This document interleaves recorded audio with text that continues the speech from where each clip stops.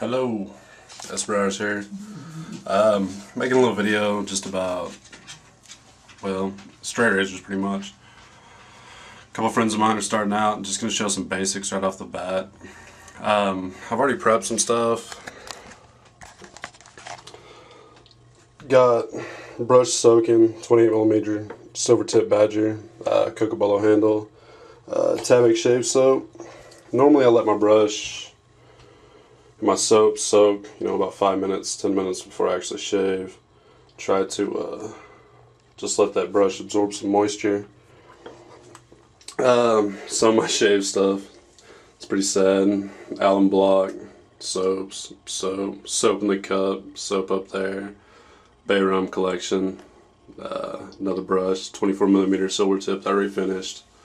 Couple Ugla Bay Rum. Of course, all my Bay Rum collection. Today we're going to be shaving with a, let's see, it's about a 5/8 Boker, red engine, full hollow ground, just black, simply basic black scales. It's been finished. Strop. This first video is really going to cover stropping, just some of the basics. 3-inch red latigo. The back's actually just cloth material from SRD. Anyone that's really, interested in straight shaving should check out straightrazorplace.com. Awesome website. As far as learning, wiki page, everything about it's just fantastic. Any information you need, great users, great people, just a great website. So, first off, like I said, couple basics. Got my brush soaking. Gonna let it soak for, maybe 5 minutes. It's actually in the evening, so I haven't showered, so I gotta wash my face and everything, but we'll cover that here in a minute. So, a couple basic, simple things. When you first start, there's some mistakes some people make. They actually will, like rinsing off your blade for one. When you go into the sink, if you rinse off your blade and don't wipe your blade, this is a mistake I made as a beginner. After you shave, you're gonna have lather on your blade, whatnot, everything else. So when you go into your blade, take and I was rinsing off. I would go into the sink this direction, blade towards, and just try to rinse it out. One of the simple things you can do to save your blade: if you're running water, going to rinse off your blade, always hold the blade and the spine actually into the water instead of the edge into the blade or into the water. I made the mistake one time and actually hit the sink, damaged the blade. So when you're rinsing the blade, go in. Same way when you're wiping the blade. If you like to wipe it off with a piece of toilet paper, try to wipe, away from the edge instead of going into the edge. Just saves the edge of the blade.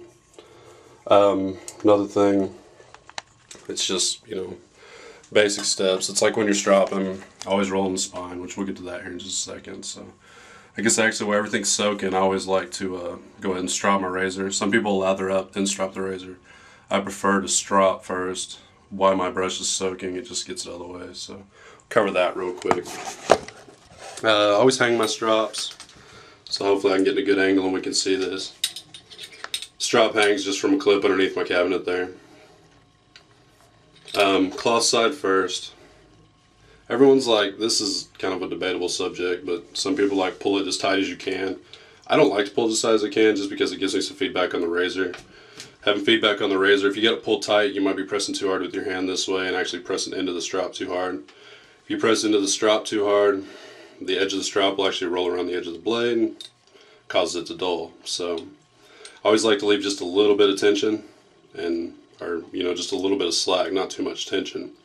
That way, if I do get a little heavy-handed, I can feel it. So make your passes. I like to do about 20-25 on the cloth, then I do twice as many on the leather. So if I do 25 on the cloth, I do 50 on the leather. Some people don't even strop with cloth, some people just strop with leather. Teach their own, But straight shaving is one of those things that there's good pointers and there's good tips, but you're going to figure out what works for you. So anyways, we'll go about stropping here real quick.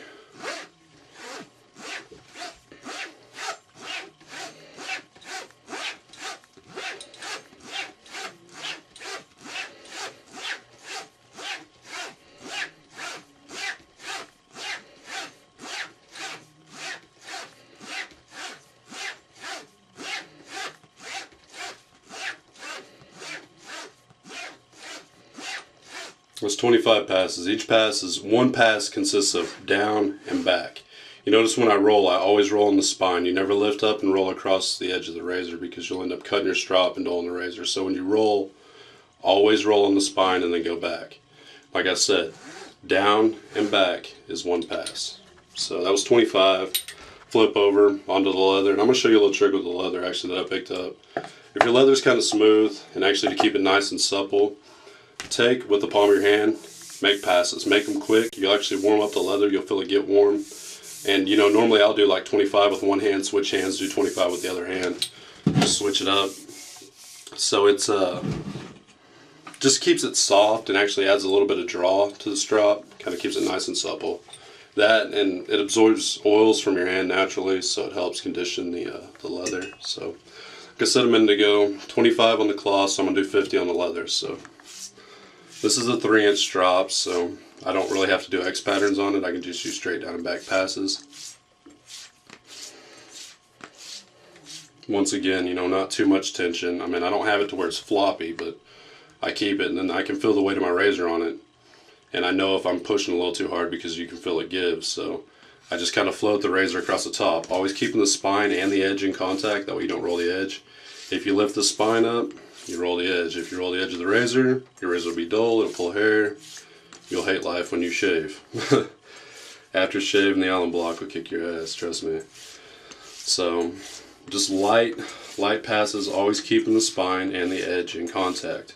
Like I said, I don't have too much tension pulled on this strop. And you notice when I'm stropping, it doesn't hardly flex. It's because I'm just pretty much gliding the razor across the top. And I've lost count, so we'll just start there and kind of go.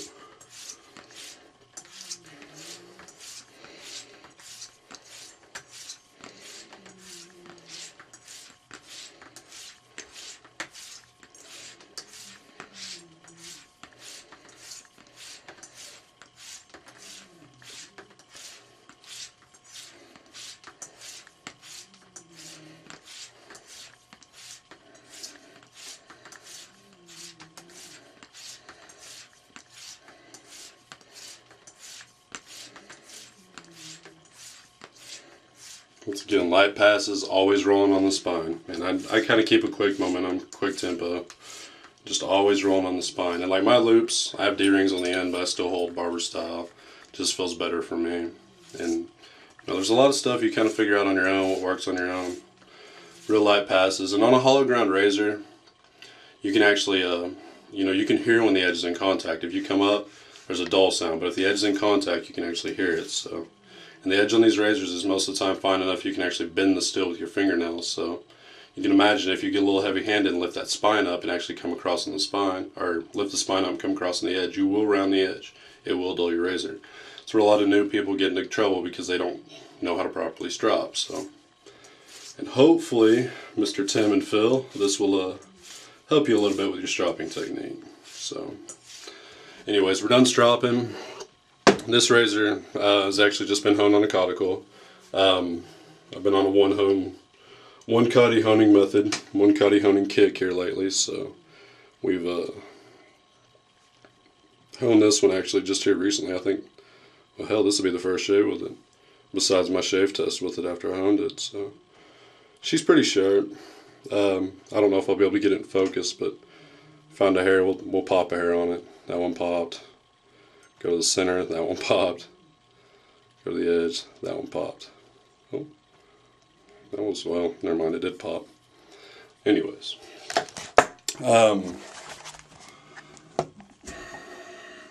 Just basic stropping. But stropping something you should do. Keep your hands light. Keep your, you know, you don't have to yank the thing on the wall. A lot of people make the mistake of just yanking as hard as they can. To me, that kind of causes a problem because you can end up heavy-handed on the strop itself, trying to, you know, you can push into it, you don't get any feel for it. So when you go easy on it, a little bit of tension, of course, you got to hold some tension on it. But if you keep your hand light, don't pull it too tight, just let it float. You got to let the razor float across the strop. It kind of just works good for me. Like I said, not everything I do is going to be textbook, just because you pick up your own traits and your own habits, but it works for me. I've been a straight shaver now for, God, 2 years actually. I joined SRP, today's January 1st, 2011. I joined SRP, I think January 1st, 2009, so I picked the habit up just right before that, and haven't shaved with anything else. I got a double edge every once in a while when I travel I might use, but other than that, I go through straight razor rotations. So we'll cover a few basics other than that. A few good things to have when you're shaving, of course: straight shaving, alum block. Alum block, this one's classic shaving, just they're pure alum. It's a good for letting you know how heavy your hand's been when you're shaving. It's just after you're done. We'll cover that in the shaving portion of this video. But good to know when you've actually been shaving. You know, this thing will help tighten up the skin. Of course, quality aftershaves are great too, and I'm addicted to bay rum. So the Captain Smith's right there, Caribbean bay rum, is my favorite. It's actually made with rum. St. Lucia, it's a weird scent. Of course, I got the Dominica, and that's the lime version. Ugala stuff is awesome. Smells amazing. That's actually Hollywood's #9, and then of course the Pinot Clubman, which I think everyone should get when you're starting straight shaving. That stuff right there is pretty alcohol heavy. It'll definitely let you know when you've had a heavy hand, but you know, it's got a good, nice, classic scent. A couple soaps from the Gentleman's Quarter. I got Black Cavendish up there, Sandalwood Vanilla, of course some SRP soap, Gentleman's Whiskey from Colleen over there at the Gentleman's Quarter. Great website. She builds great soap. The Crabtree and Evelyn Post Shave. Got some Layrite pomade. Anyone who's into pompadour in their hair, that stuff's awesome. Off the point of shaving. Once again, soaking the brush. This shave we're going to use Tabic. Letting the brush absorb some moisture. So, anyways, that was the stropping portion. Just a couple of the basics. Like I said, when you're wrenching your razor, be careful of the edge. Always be aware of the edge. If you ever drop your razor while you're shaving, no one ever really covers this. Don't stick your foot out to catch the sumbitch. You will cut a toe off. Let it hit the ground. I mean, that's just part of it. I got tile floors and I have dropped a razor in here before, and I almost stuck my foot out to catch it. That would have been a mistake, so just be careful with it.